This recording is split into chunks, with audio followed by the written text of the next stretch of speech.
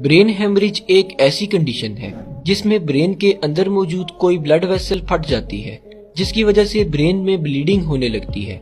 Bleeding या तो brain tissues में होती है या फिर ब्रेन को प्रोटेक्ट करने वाली कवरिंग में।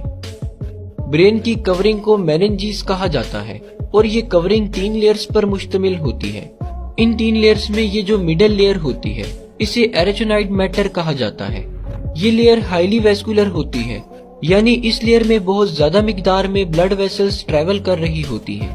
जिसकी वजह से बाज़ औक़ात इस लेयर में मौजूद ब्लड वेसल्स फट जाती हैं, जिसकी वजह से ब्लड लीक होकर इस लेयर में इकट्ठा होना शुरू हो जाता है।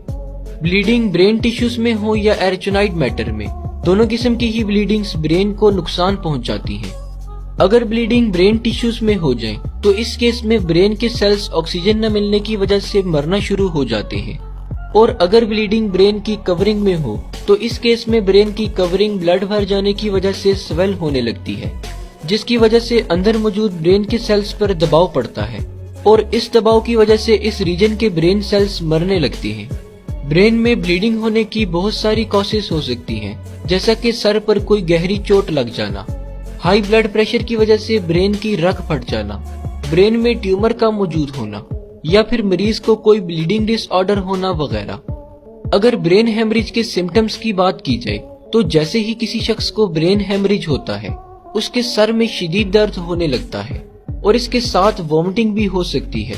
इसके अलावा मरीज देखने और बोलने में मुश्किल महसूस करने लगता है और साथ साथ जिस्म की कोऑर्डिनेशन भी खत्म होने लगती है।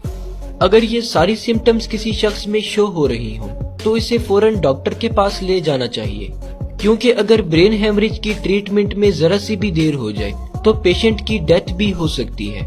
ब्रेन हेमरेज को ट्रीट करने के लिए सबसे पहले ये जानना जरूरी होता है कि ब्लीडिंग ब्रेन के कौन से हिस्से में हुई है और इससे ब्रेन का कितना हिस्सा डैमेज हुआ है। ये सब चेक करने के लिए डॉक्टर सीटी स्कैन या MRI करते हैं, और जब डॉक्टर्स देख लेते हैं कि ब्लीडिंग किस हिस्से में है और कितनी है तो इसके बाद ट्रीटमेंट शुरू कर दी जाती है।